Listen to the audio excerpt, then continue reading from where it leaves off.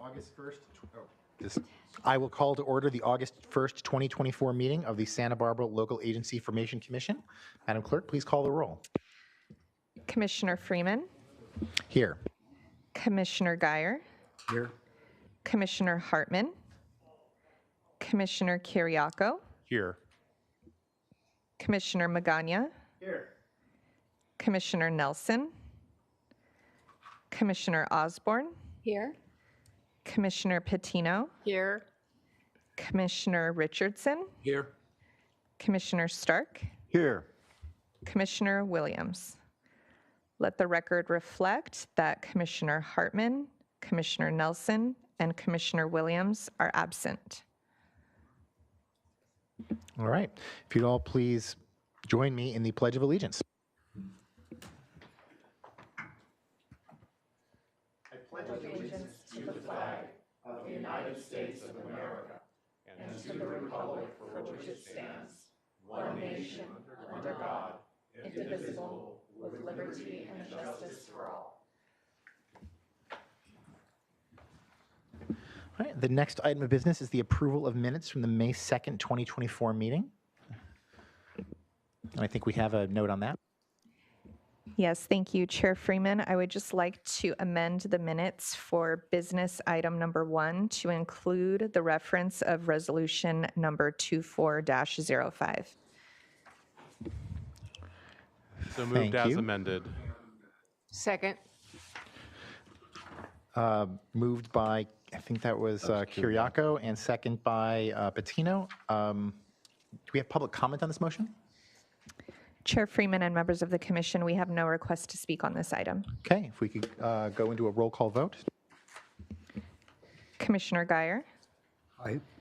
Commissioner Kiriakou, Aye. Commissioner Patino, Aye. Commissioner Stark, Aye.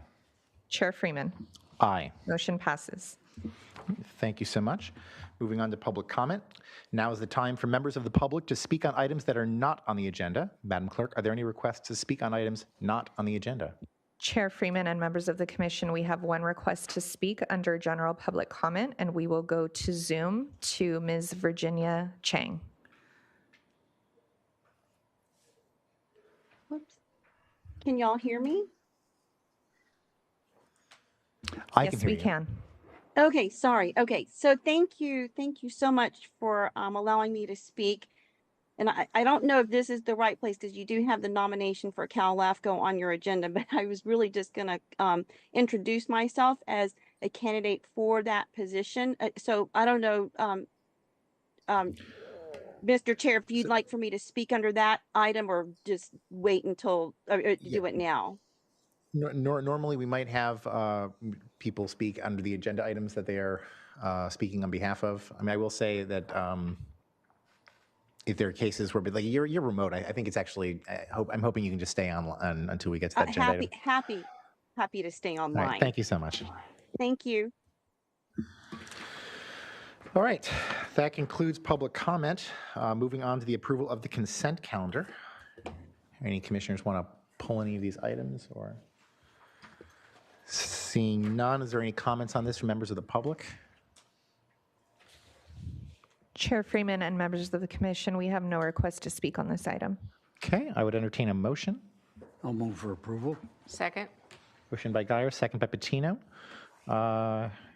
Maybe moving on to a roll call vote. Mr. Chair, I just want to note that Commissioner Williams has just arrived.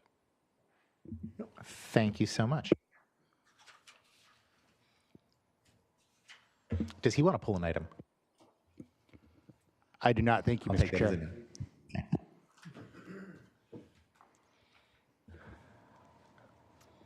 Roll call vote, yeah. Thank you. Commissioner Geyer, Aye. Commissioner Kiriakou, Aye. Commissioner Patino, Aye. Commissioner Stark, Aye. Commissioner Williams, Aye. Commissioner Freeman. Aye. Motion passes unanimously. Thank you so much. The next item is business item number 1. Will the clerk please read that item into the record?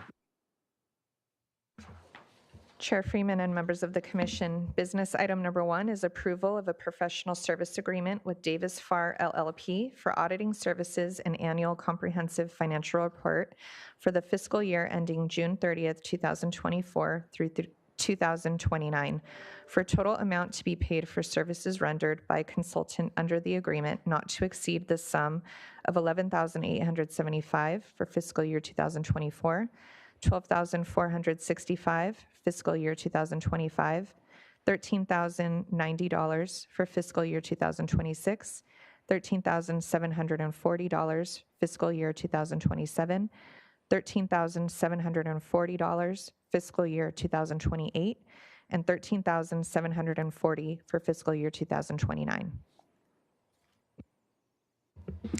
Thank you. Is there an executive officer report? Yeah, thank you. Welcome back, commissioners, from your summer break. I hope it's going well. We did have a few items, business to get together, so we did have to hold this meeting here in August.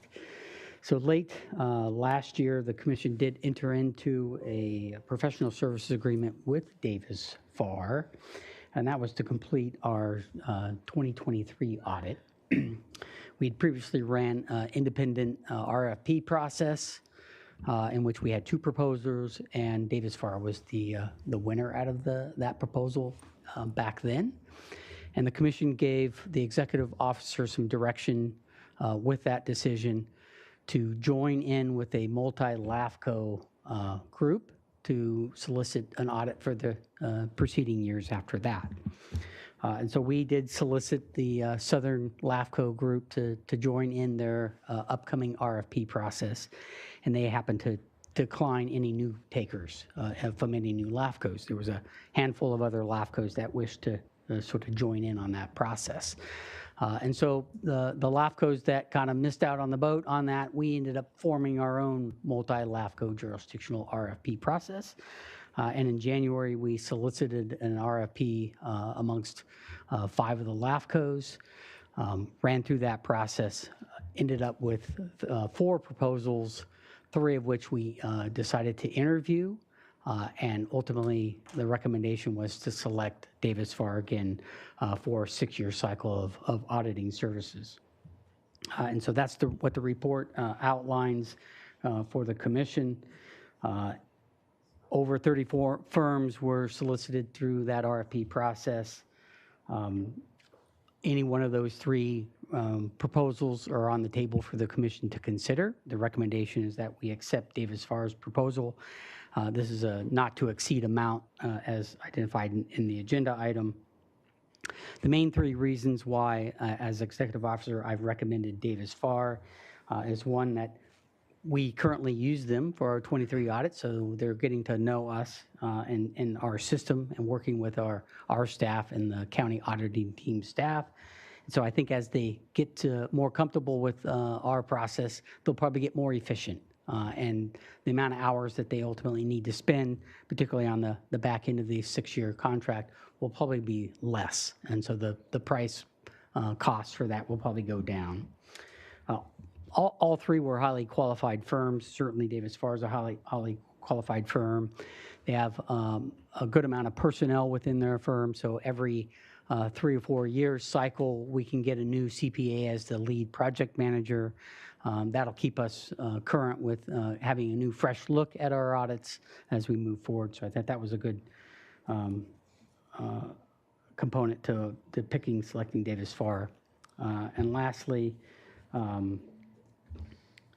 during the interview process, Davis Farr representative actually lowered their price point and sort of matched the last 3 years, so it was uniform, so we balanced that out. And specifically indicated that typically they come under budget in this process. So that was unique amongst those that were interviewed. So we sort of like that approach and philosophy and how they do business. So that's why we're recommending we do a 6-year contract with Davis Farr for auditing service. If there are any specific questions, I'll be happy to answer any. I've got a couple of questions. Stark? Just to clarify, you said they did 23 audits every first of the calendar year 23, not to the last They haven't done They're currently working on our on the 2020. year in 23. Okay. Yeah. Hey, one of the other counties that are in, there, you said there's five counties total? 5 counties total that went in this. So it was El Dorado, it was Marin, Santa Cruz, Fresno, and us. So it doesn't matter which counties they are for this purpose. Do we have to, the last question, I think, do we have to agree to a separate contract with the other 5 counties, or is it just entering into a contract with Davis Farr? Correct. We're all independently authorizing our own contracts for these services. Okay, thank you. Thank you. Any other commissioners have questions? Maybe anyone in Santa Barbara? Not here. Seeing none. Oh, wait. Williams, was that Williams? I think he said not No here, questions. actually. Okay, moving on. Is there any public comment on this item? Chair Freeman and members of the commission, we have no request to speak on this item.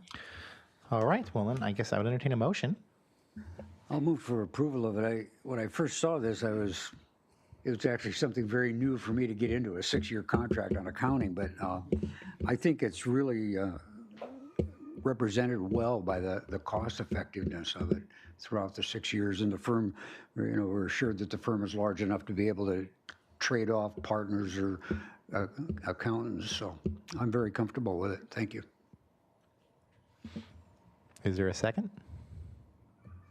I'll second. Motion by Guyer, second by Stark. We move on to a roll call vote. Commissioner Guyer, Aye. Commissioner Kiriako, Aye. Commissioner Patino, Aye. Commissioner Stark, Aye. Commissioner Williams, Aye. Chair Freeman. Aye. Motion passes unanimously. Next item is business item number 2. Will the clerk please read that item into the record? Chair Freeman and members of the commission, business item number 2 is to consider making nominations to the 2024-2025 CalAFCO Board of Directors and select voting delegates for the 2024 CalAFCO elections. Executive Officer? Great, thank you. Every year, we need to select or nominate delegates when CalAFCO seats on the board are up. This year for the coastal region, the special districts seat and the county seat are up. Either a regular member or an alternate member can be nominated for this position and hold.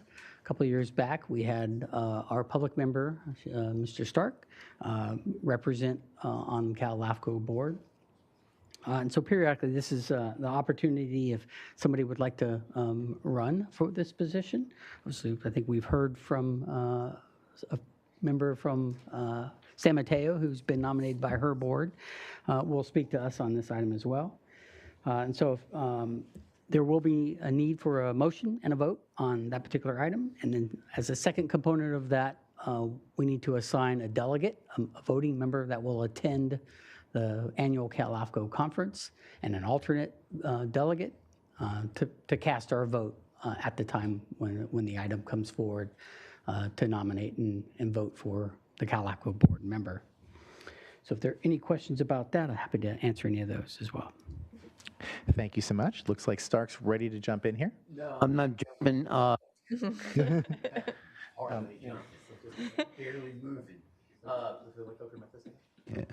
I just want to just repeat, it's the county member and which other member?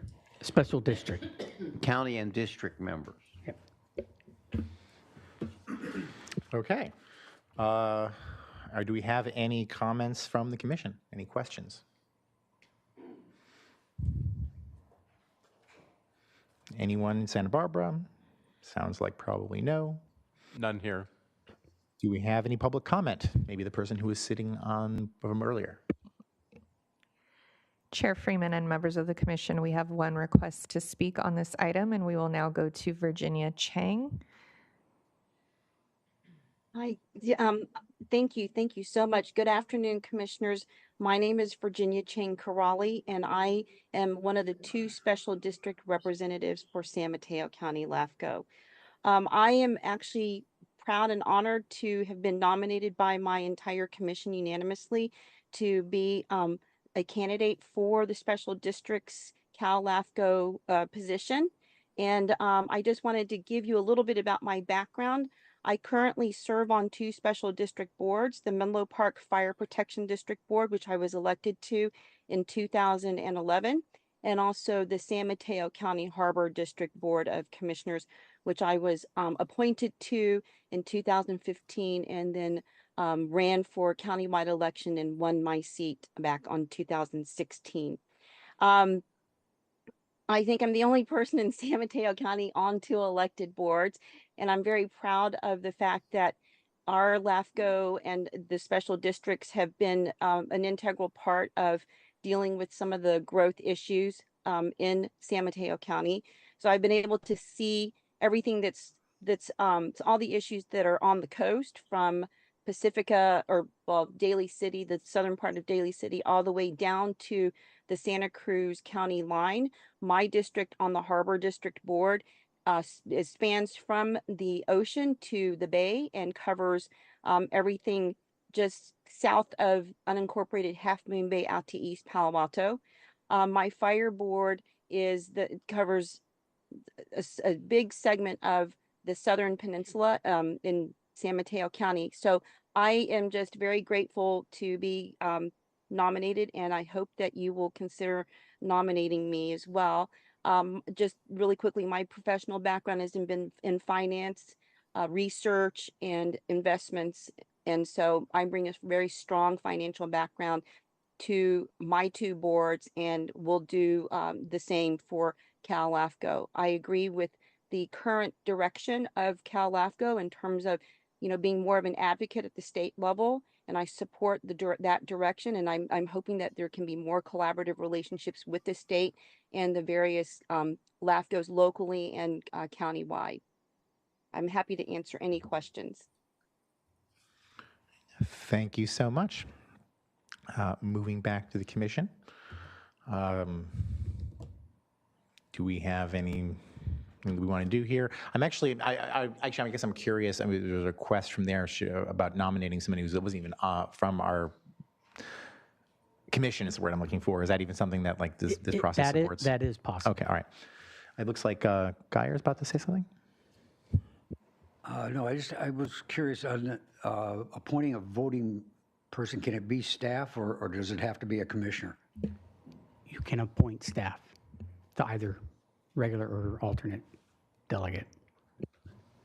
Stark? I have a slight suggestion as far as the voting person goes. If the chair is going to the conference, I would say the chair would be the voting member and our EO would be a logical alternate. When is the conference? Future agenda item here. It is October 16th to the 18th. Okay. Oh, It's in Yosemite this year. okay. Well, I believe I would be able to do that. So, and would be happy to do that. Can you give me a ride? I would be very happy to give you a ride. We're rocking. And hopefully this time I don't get COVID in the process. Not good. Okay, so do you need a motion on the voting delegates or? We need a motion for the delegates, and if the commission desires to nominate somebody, you need a motion for that. It's 2 separate motions. Okay. I would entertain a motion. I'm going to assume that there's no I'm going to assume there's no volunteers. If there was a volunteer for a nominee, we could nominate them, but I don't hear any. So I would pass at this point on nominating anyone for the Cal LAFCO board and ask that our chair be the voting member and our EO be the alternate and cast their vote in their discretion at the Cal LAFCO conference. I'll second that. Motion by Stark, second by Bettino. Moving on to a roll call. Commissioner Guyer, Aye. Commissioner Kiriako, Aye. Commissioner Patino, Aye. Commissioner Stark, Aye. Commissioner Williams, Aye. Chair Freeman. Aye. Motion passes unanimously. Thank you so much. And yes, on that note, when this has come before, I've thought it'd be humorous to be, on normal government. We're all on the meta government, and I've thought it'd be just really funny to be on the meta government to the extent to which it's a government. It's a nonprofit. But then I was like, do I really have the time to do that? And the answer was no. So I am not throwing my hat in the ring for that. But it sounds like neither is Craig, as far as being the special district nomination. It sounds like no. Okay. So do we have anything else we want to do on this agenda item? Seeing none, I think we're done with this item. Moving on to business item 3, will the clerk please read that item into the record? Chair Freeman and members of the commission, business item number 3 is to consider making nominations for the 2024 LAFCO Achievement Awards and to provide direction to staff. Thank you. Executive Officer to report. Okay, yeah, so again, at the LAFCO conference, there'll be an award ceremony on Thursday night. This is our chance to nominate one of the categories that we see fit, to open up nominations for that particular period. This year, staff did not see a fit for a category or to make a recommendation. We are progressing through our MSR program, and I think as we hit that 5th year and we complete that program, it would be a good candidate. So we'll sort of hold out until we're ready to fully nominate that project. But so unless the commissioners see something else or would like to nominate another commissioner or legislator of the year, which are the categories within this award nominations. Otherwise, we can just pass again this year on this one. Any comments, questions from the commission? Any suggestions for nomination?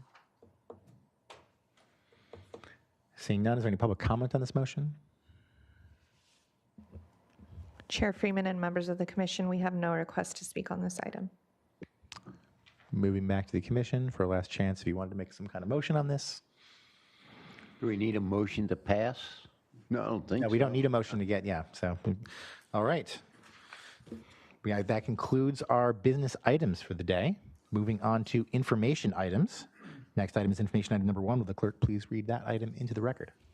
Chair Freeman and members of the commission, information item number 1 is to receive and file a status report from the Los Olivos CSD regarding the wastewater treatment project. Thank you so much. Executive Officer to report. Great, yeah, so Wait, is it bad that that was just your screen sharing? It's not, screen share. Okay, right. Yeah, we're going to get to a presentation by the board. So All the monitors went blank, so I was the just board concerned. president and their general manager are here to give the commission a presentation on the efforts that they've made again so far.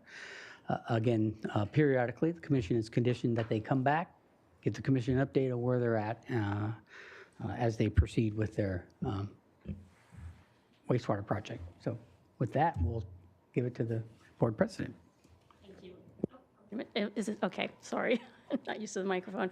My name's Julie Kennedy. I'm the board president for the Los Olivos CSD. And as was noted, this is our quarterly update.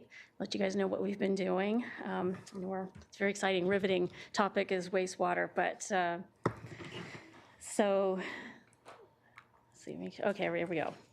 So as you're all aware, the district was formed back in 2018 with the sole purpose of coming up with a solution to move everybody from septic to some sort of wastewater treatment, obviously to help not only protect our groundwater, but honestly, hopefully to improve it. So this is what our district map looks like, and the color coding, the red parcels are the parcels that are less than 1/4 of an acre. The green are in between 1/4 of an acre and up to 1, and then the gray uncolored parcels are 1 acre or larger. So this is kind of what we're looking at. Very simply, wastewater is based on 3 things: collection, treatment, and disposal. We've done quite a bit of work on collection. We are working on treatment right now. Disposal will be part of the treatment solution. And so the community's been pretty consistent about what they consider to be the priorities as we work through the various options on how we deal with the septic issue in our community. No surprise, cost is in the overriding concern for community members. I will say that for all of the work that we've been doing, we really consider all of these elements pretty much in tandem. Even though there is a priority, again, like I said, we're really trying to make sure we're addressing all of these concerns on behalf of the community. So to date, we do have we have a 30% design for a gravity-fed collection system, and we have a 30% design for effluent. And we are, as I said, we're working on treatment right now, and we're working with the city of Solvang to first assess, can they handle anything that we deliver to them? That work is underway. We expect to see a report from the engineers that we're working with who are familiar with city of Solvang. We expect to see something from them in the November timeframe that will answer the question as to whether or not Solvang can actually take our wastewater and treat it. If that answer is yes, then the good news is, we'll take on the next step, which is to look at what would it cost, what was the construction, what do we have to do in order to make that happen. Again, keeping in mind the priorities from the community in terms of what that might look like. We're also in conjunction with that looking at what does a local treatment option look like. The Stantec design does include a local treatment option, but we've asked the technical committee to take a broader look at what a treatment option would look like, whether we went with gravity-fed or the effluent system.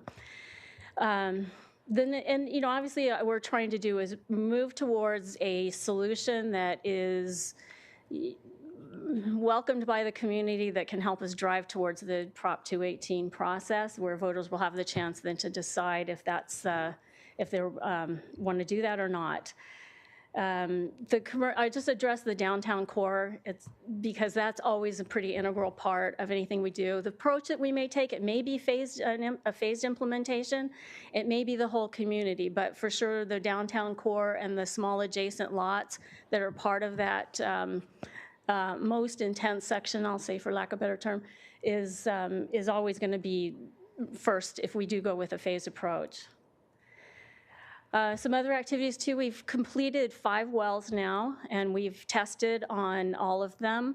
By the way, we'll be testing twice annually from here on out, and many thanks to the EHS. They provided a grant which funded the construction of these wells. And there's a slide we're going to come up, and you'll actually see what the testing results look like. Here you go. So the good news is on the last round of testing, we did test for some additional constituents to help us determine if the nitrates were coming from ag or from household use. And the answer was yes, most probably household use. So you can see that well number 4, which is pretty much in the heart of where the smallest lots are downtown, that's got the highest concentration of nitrates. And then, of course, well number 1, way out up on the northwestern part of the district, is showing the least amount of nitrates. That happens to be, by the way, where a lot of our larger lots are also located. So again, not a lot of surprise here, except that, yeah, we do have nitrates. We need to deal with it. By the way, I should also mention that in the testing, they did this deep well testing, which is they actually tested from the upper part of the well and the lower part to really ascertain what the flows are looking like and how deep or how varying the nitrates are. So again, give all good information for us. And again, as I said, we'll be doing this twice annually to monitor the nitrates. And I will say that it's optimistic. On some of the wells, we did see a decrease, and unfortunately, our one well, we saw an increase. Okay, so what's next? As I said, we are looking at what would it take to send our wastewater down to Solvang. Just want to keep in mind, I know that there's always concern with a solution like this. Is it going to inhibit growth or promote growth or and cost, et cetera? So one of the things, and there's also the valley plan in conjunction with that. So for sure, what we are looking at and the discussions that we've had with City of Solvang with respect to sending treatment to Solvang is this would be a transmission line. It would be owned by the Los Olivos CSD. So that means anybody along the corridor where this pipe would run down to Solvang they can't just simply tap in and now they have sewer access and they can build whatever on their property because they can treat the wastewater. It will not function like that. So as I said, there's been a lot of emphasis on making sure that whatever we do maintains that rural local feel that we have, that, again, big priority for the community. We are scheduled to have a workshop on August 21st for the community. At that workshop, we're planning to talk about the 2 collection systems, solicit feedback from the community, help get direction. Any questions that aren't being answered, the board will for sure get on top of that. And then towards the end of the year, when we have the answer from Solvang as to whether or not they can take our wastewater, and we have more data and details on a local treatment option, we will present again to the community for additional education, get feedback. Is the direction that we're going? What does the community feel about that? And then hopefully from that point, we'll be able to start to move towards a 60% design on something. Again, as I said with the treatment, the Solvang answer is basically going to tell us yes or no. We'll still have to do the work to determine what does it mean to actually send it to Solvang should the answer be yes. Again, the goal would be to have a good, solid apples-to-apples comparison for our community, and in terms of costs, pros and cons. And in fact, at our workshop, we'll have representatives from Stantec region who did our 30% design on effluent to talk about the pros and cons of each of these systems. So again, the community can understand what's involved. We also will have several vendors on hand who can also answer questions for the community about some of the different components that would be used in collection.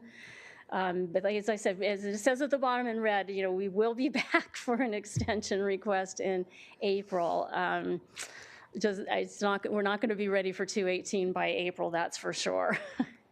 And I think that's our last slide. Okay, yes, questions? Geyer. Do you have any idea of how much of an extension you may request next year? Our ability to move, I hate to say this because I know everybody says this, but really our ability to move with any speed is funding. The slide shows, we have a budget of about $230 annually. It's not a ton of money. We got the region study done because Polo graciously funded that. We got the wells drilled because EHS graciously funded that. We did apply for a WRDA grant through Salud Carbajal's office. The spending bill was approved, and Joan Hartman, so thankful, she mobilized her team as well as the county lobbyists to advocate on our behalf that the Appropriations Committee allocate that funding.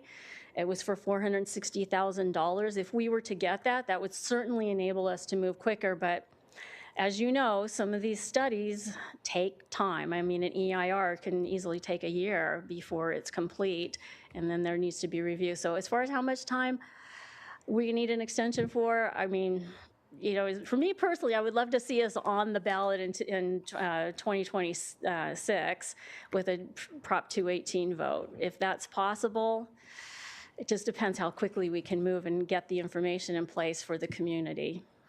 Well, I really appreciate the updates, and I really appreciate your outreach to the community. Thank you. Anyone else? Any other comments from the commission?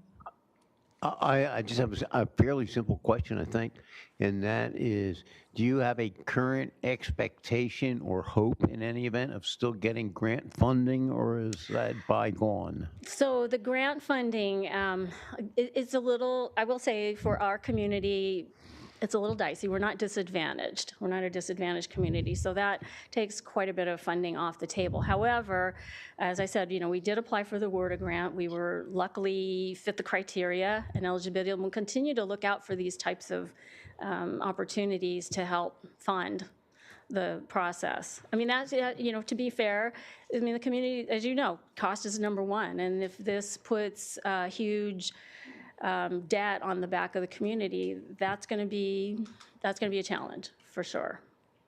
With Good luck. Thank you. Thank you. Yeah, it's interesting going into the presumed extension in April of next year. That will be about 10 years of my being interested in this particular specific topic. And of course, I only got interested in this long after people in the community have been working on this for a long time. But kind of seeing it in this state for a decade is with some progress, but at the same time, no progress is this mix of feelings. Sure. One thing I just don't understand is the idea about the funding.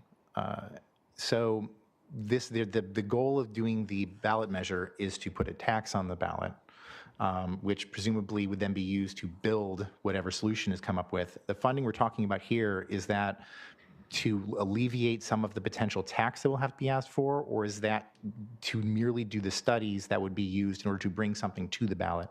Studies to get it to the ballot. You're right. And I guess the interesting thing for me, and that I maybe I should just understand this, and I just don't, is the extent to which if there's something that would need to get done that we'll end up taxing people for, but before we can tax them to get the money, we have to have money in order to do studies, in order to determine it just feels like this weird catch-22 process.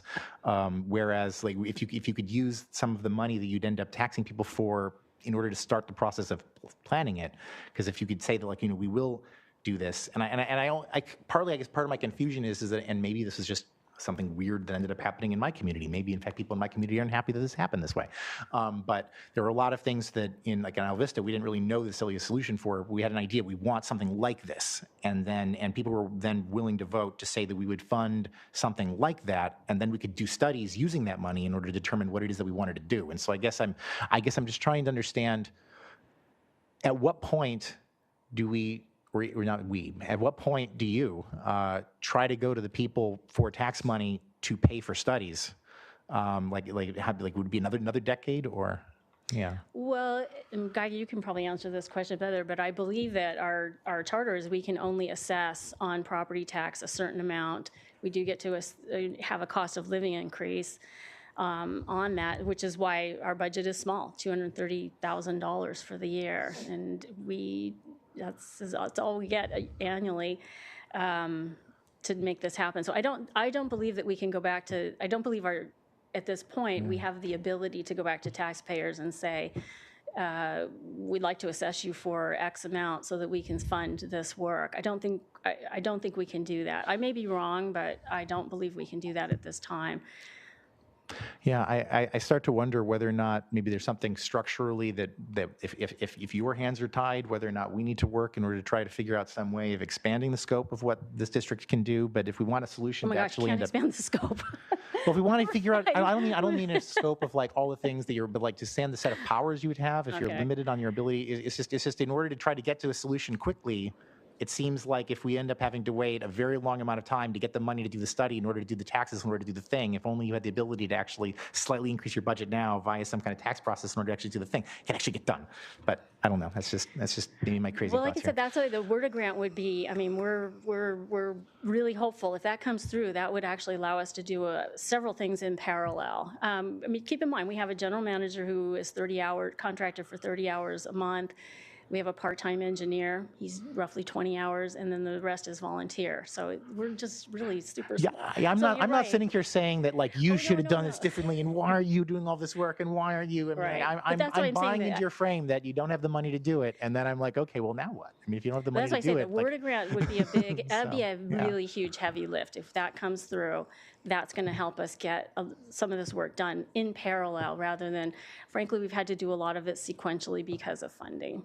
Okay. Well, thank you so much on that. I have one question on your presentation. There was a mention of the limit of 10 milliliters per something. It was with the nitrates. Let's see if I can make this go back. There This we one? go. Yes. Yes. Oh, you just had with unit list. That's why I was allowed is 10 for nitrates. And I'm wondering. So that's a limit. But how is this relating to the?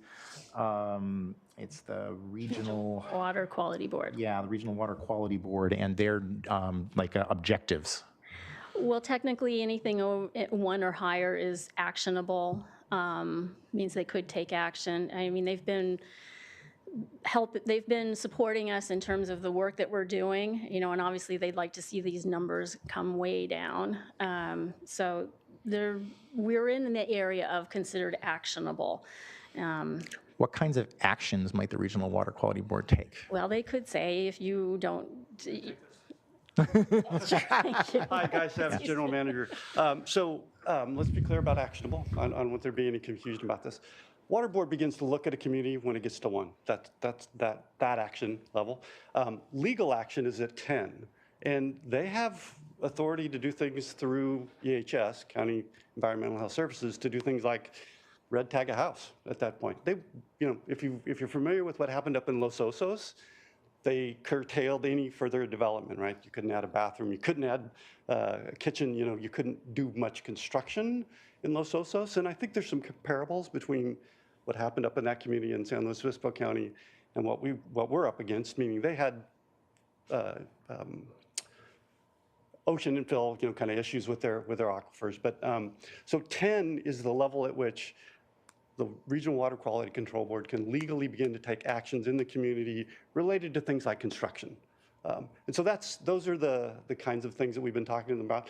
Nobody wants to do that. The Water Board doesn't want to do it. County EHS doesn't want to do that. But that's really what the kinds of things they would do. It'd mostly be around construction. Okay, thank you so very much for that. Kind of puts a little bit of an interesting color on what it is that can end up happening, and it seems like it seems okay. You're stable. It sounds like so. All right, Geyer. Well, through that discussion, I wonder if the LAFCO EO could work with their board.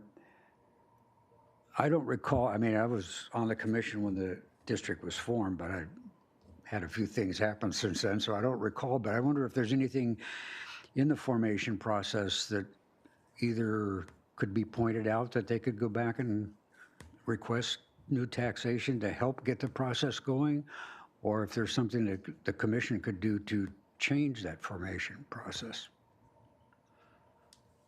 if the district would want you to do that. Certainly, I think as staff to the commission, we will work with them. I plan on attending their workshop and make myself available so we can talk about any processes that might work. And we'll look into it a little bit more closely.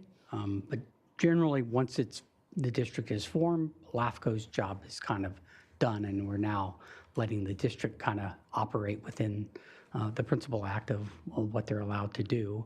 But we can certainly help identify some stuff. And if there is a process that involves the commission in any way that we can avail them to, then we'll be happy to talk about that kind of thing. Thank you. All right, thank you. Any other questions from commission? Any public comment? Chair Freeman and members of the commission, we have one request to speak on this item, and we will go to Catherine Rohr here in Santa Maria. Yes, please, thank you. Thank you. I didn't plan to speak on a 218 vote, but I'm happy to clarify how it works if there are questions, because it really is what's affecting their ability to fund right now. But I'm not going to use my time on that unless you have questions. I did want to speak to the public comment that's in the record from Hillary Hauser at Heal the Ocean, and her comment about the extent of the contamination in our district, and also her statement that it's time to stop testing and debating and get to work on building a wastewater treatment facility to protect water quality. I certainly respect Heal the Ocean's goals, but I do want to point out, if you actually spend some time with this map, we have two wells, one at the very northern edge of the district on the border, and the water flows south. So we've got one at the northern edge that's showing contamination, and the one right below the downtown commercial core, right? That's where we exceed the MCL. The MCL is actionable. There's no such thing as 1 is actionable. That's not in the law. 10 is actionable. So we have a problem, and we knew we did. So what this water testing is proving up is that we have a problem exactly where we thought it was, because the plan back in 2021, when the district came here, was, hey, we want to put in groundwater monitoring wells, and we finally got those in the end of last year. And so now we have some real modern data that's not about 40 years outdated. And what it shows us is the contamination is actually happening in the downtown commercial core and the small lots surrounding it, right, that are too small really to have a septic on it. So we've got this information now. It's critically important. And the community's goals, as President Kennedy referred to, one of them is really to prevent sprawl. And that's why when the CSD came to you in 2021, they said our goal is to implement a local groundwater monitoring program and a phased collection and treatment system that was to start with that downtown core. So I want to really, and any expansion beyond that was going to be predicated on the results of the groundwater monitoring. Well, now we've got that system in place, which is amazing, and it allows this group now to try to get a project design that addresses the problem we really know we have. And so and I'll touch on 218, they can't put it to a vote until they know how much each individual parcel owner is going to be assessed, what their individual portion, the extent of the benefit conferred on each of the parcels. So they need to figure out how to size this thing and how to allocate the cost, and that they have to know that. Those numbers have to be known, or at least a range, a reasonable range, before they can put it to a 218 vote. So I think they're on the right track, and I was just concerned that this letter from Heal the Ocean is a bit misleading about the importance of the work that they've been doing and the progress that we're making, in that now it can actually be a focused effort rather than build the biggest thing that could potentially be sprawl-inducing in our beautiful Santa Ynez Valley. They're actually able to focus their efforts now and build what people asked them to build and what the community requested. Thank you. Thank you so much. Moving back to the commission, Geyer. I have a couple questions for the speaker. I think that would be useful. Yes. I did read the letter from Heal the Ocean, and I guess just out of curiosity, do they attend your meetings? Well, yes, I think Hillary has a young man from her office who attends via Zoom. Okay, so they should be aware of your challenges and the work that you're doing. Yeah. The other question I had was the tax assessment, is it under a benefit assessment? And Yeah, it's a special benefit. So, so it Right. has to be, it's not a general assessment, which is Right. why it has to go to this project. So it's predicated on the benefit that the parcel receives. Okay. Right. Thank you. Uh-huh. Stark. I just have a follow-up question, so I'm pretty sure aware that what you can do and what you can't. The benefit assessment is to assess the benefit that each individual parcel gets as a result of the wastewater treatment. That's different from your power to have taxes. In theory, the district could propose a special tax to pay for your studies, but no one in the history of the world has ever passed a special tax with a 2/3 vote for the purpose of doing a study. Is that they're Right. separate things? Is that right? That's fair. And I think they'd have to come back to you to actually reorganize a bit because they're limited right now to precisely and only the powers of a sanitary district. So I think in order to have a more general power, it might, I don't know I don't either, but I think it would be something you'd look at. Someone else would look at it. Yes. Okay, I mean, I'll look at it if you want me to. But yes, that's right. Is that? No. Okay, I have a question. I'm not certain if it would be for you or maybe for one of the people who were speaking earlier. But with respect to consequences for people in the community, one thing that I had thought before, and maybe I misunderstood then, or maybe something has changed, is that we were in a situation where as people's septic tanks might fail, that they would be in a position where they'd have to put in some kind of advanced treatment system. And that was something that was causing people who were outside the core to be concerned about the possibility of some large cost that would end up hitting them in the future. I have this other vague memory that you were working on studies to try to convince the powers that be above us, to make it so that they wouldn't actually be classified in that way. I don't know, is this that study? What happened with all of that? Maybe I can take this if you'd like. Sorry, I didn't get I get Guy Savage, the general manager. So County EHS has been working with us a lot to not force people to install an advanced on-site system. And as long as we're pursuing down a path of putting in a community sewer system, they're fine with, okay, we'll kind of push that down the road a little bit. If we're no longer working toward a community solution of some sort, they're going to start saying, yes, your septic tank has failed, you're going to need to do this advanced on-site thing. And to put it into perspective, an advanced on-site, depending upon what number you hear, and it depends on your lot and your house and all that, somewhere in the $30,000 to $70,000 range can be a reasonable range for somebody to expect to pay for such a system. Quite a bit more than a normal septic tank, right? Because you've got blowers and pumps and all that sort of stuff. But they've been really good, as has the water board, to work with us because they know we're trying to get there, right? And as long as we're trying to get there in a reasonable fashion, they're fine with that. But. So the thing then what made me re-prompt that question was something that had just been said about focusing on those 2 wells. When you say that as long as we're going down the path of having a community solution, is that still the case when focusing on those 2 wells, or is that something that would require having a solution that would work for the entire area? We're still looking at phased implementation at some level, and what that could mean is, maybe we just do the commercial core. It's not highlighted on there.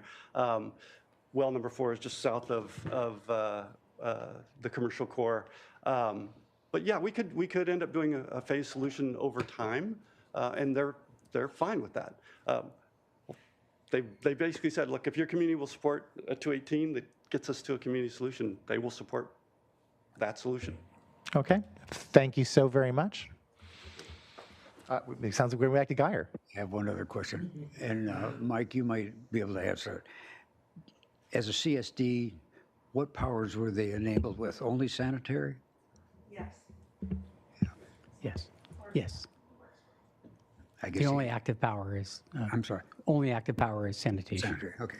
But they could initiate action of another power from the commission. Correct.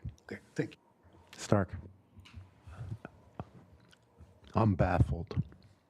My impression has always been that the power of a special district, any special district, to tax is independent from its substantive powers under the principal act, the relevant principal acts. So I think in theory they probably could run a tax, but there probably is no point to it. I think you're correct. If they wanted to exercise a substantive power other than what they've been granted, they'd probably need permission from us, I would think. I'm less baffled now. Okay. All right. Well, before we move on, is there anything else that the commission would like to ask, or anything that we would like to get on the record? Maybe anyone who we haven't heard from in a while in the Santa Barbara location? Sure, I just wanted to reiterate. Sure, Mr. Chair, I just wanted to, Doss Williams, wanted to reiterate my support for the goals of the district to address water quality, and I'm willing to be a little more patient to let them do that. I hope that they obviously can complete the 218 procedures so that eventually there is a revenue source to do this, but I understand it's complex, and I understand that studies, it's difficult to go to the voters for studies. I'll just add All right, something. well. I'll just add something too, Mr. Chair. I also support the goals of the commission, what they're trying to accomplish, and I think it's fair to say that more than one thing can be true at the same time, right? So you can have this relatively newly created body that's trying to achieve its goals, has the power of taxation, and they could have some hills to climb in terms of getting to a place where they can satisfy the conditions necessary to have a Prop 218 vote. So I support giving them some more time and some more patience. I recognize we're not agendized to vote on anything today, just to get the information, but I continue to support the CSD. All right. Well, thank you, everyone. Thank you. And we will, I guess, maybe be seeing you in April. Yes, thank you. Okay. Moving on to business item number 2. Will the clerk resist not this? Oh, sorry. Yes, I accidentally put your information item number 2. Will the clerk please read that item into the record? Chair Freeman and members of the commission, information item number 2 is to receive and file a report on the 2024 LAFCO Annual Conference in Fish Camp, October 16th to the 18th, 2024, and provide direction to staff as necessary. Okay, Chair. This is the status update for the annual conference. It will be held at Tenaya Lodge in Yosemite, as indicated, from October 16th to the 18th. Registration for that closes on September 29th. So we are here wanting to see who wants to participate in that. If you want to attend, either reach out to Natasha or myself. We'll get you registered. We'll get you a hotel for those dates. And this year, they added a new component, which was a buffet dinner. So this is new. Obviously, Tenaya Lodge is kind of an isolated location. There's not many places to go. On Wednesday night is an eat out on your own night. And typically, staff will assemble some sort of location to invite the commissioners and our guests, and we'll sit down and have a meal. But because of its remote location, they chose to offer a buffet dinner option. That buffet dinner turns out to be $97 a person. So if you are interested in that component, you need to let us know, because at the time of registration, we need to add that meal onto your plan.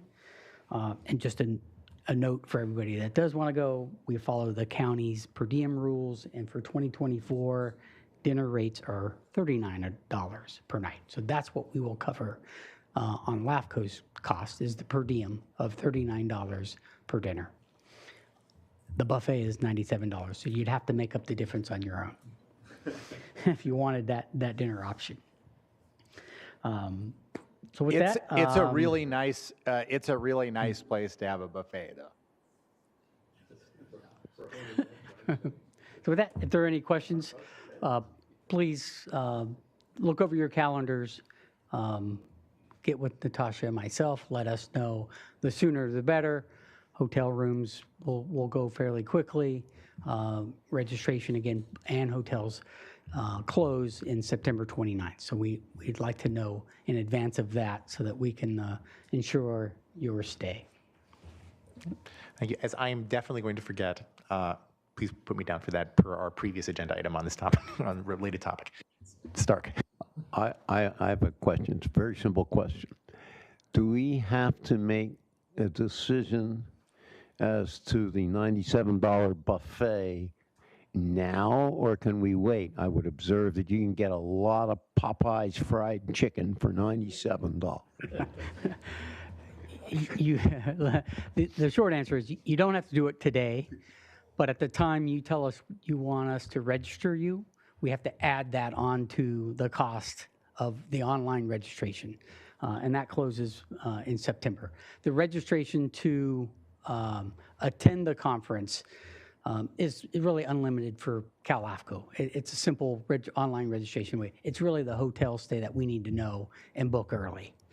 So if you want to go and you're waffling about the buffet dinner, let us know. We'll get you a room, and then we'll defer your registration for the actual conference and whether you add the meal buffet at a later date. As I will end up forgetting on that as well, whatever answer he provides, use that for my registration. Is there any other comments from the commission? Stark again. Do you know when the format or the program will be available, or is it available? The program isn't final yet. When that becomes final, we'll report back to the commission the final program, so you can kind of get an early look at what the sessions are going to cover. All right. Is there any public comment on this agenda item? Chair Freeman and members of the commission, we have no request to speak on this item. Okay. Assuming there's nothing else that we want to say here on the commission, moving on to information item number 3. Will the clerk please read that item into the record? Information item number 3 is to receive and file a report on the Cal LAFCO Legislative Committee meetings held on May 10th, 2024 and June 14th, 2024. Executive Officer report. Okay, yeah, so the Ledge Committee they held actually 3 meetings. I attended 2 of them via Zoom. The last one was recently here in July, for which I was on vacation, so I missed.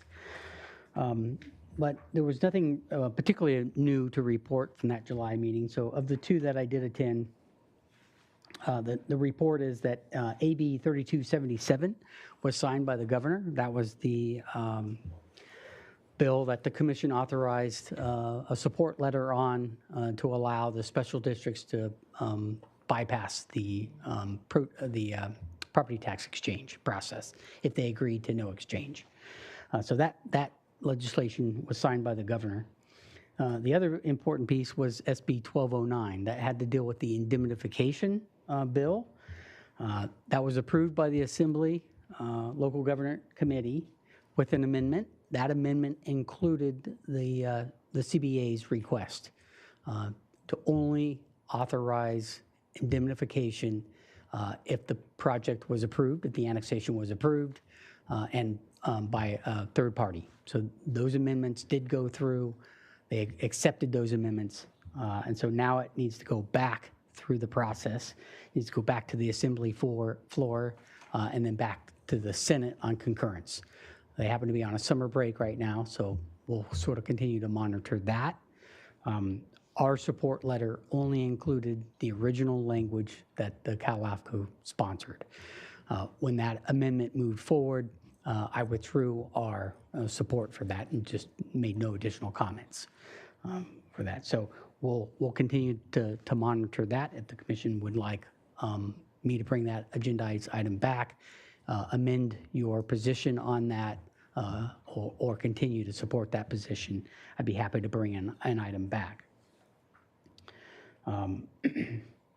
The other proposal that was on the Ledge Committee was a revision to 56133. That is the out-of-agency service agreement clause. So we were looking at amending that to make it clear that it is LAFCO's authority to authorize those between two public agencies. LAFCO Ledge Committee recommended to the board to just withdraw from that proposal. So we're just going to stay moot on changing 56133. There's a number of other bills that were listed and that are being tracked. Many of them are open government laws and meetings and stuff. They continue to be tracked and monitored, but as of now, we don't have any other further anything further to report. The board will be holding a meeting at the annual conference, and there will be some new direction for the Ledge Committee and a new approach to how the Ledge Committee operates and runs, and we'll be able to report back to the commission about what that looks like in the new upcoming year. So with that, we're happy to answer any other questions and bring any of the items back that you may wish to dig deeper into. So. Thank you. Stark? I'd like to see the indemnification bill in its current form brought back with a recommendation so that we could consider it. Seems to me reasonable enough. Okay. Is there any other comments or questions from the commission? Any public comment on this item? Chair Freeman and members of the commission, we have no request to speak on this item. Okay. Bring it back to the commission for a last chance before we move on to commissioner announcements. Do we have any commissioner announcements or any requests for future agenda items? Seeing none, we will now go to executive officer comments. Well, down in Santa Barbara, I do have one announcement, which is not super LAFCO related. It's just that it's Fiesta in Santa Barbara right now. So if you want to check out amazing folklorico and flamenco and musical performances, come down to De La Guerra Plaza or down to El Paseo Restaurant or Paseo Nuevo. And you might even see my 8- and 6-year-old daughters performing flamenco with Maria Bermuda's flamenco down there as well. So, Viva. That's what you're supposed to. Somebody told me. Okay. So moving on to executive officer comments. Okay. Just one quick note, under consent item 3, we did amend our regular meeting agenda for October. We were scheduled for October 3rd, our normal Thursday meeting. We moved that to the 10th. Still here in Santa Maria for that meeting, but just make that calendar note. Sometimes it gets missed because it's a consent item. But our next meeting will be in September. So with that, I have no further comments. Okay. Unless there are any questions for Mike, we are now adjourned to Thursday, September 5th, 2024 at 1 p.m. in Santa Barbara.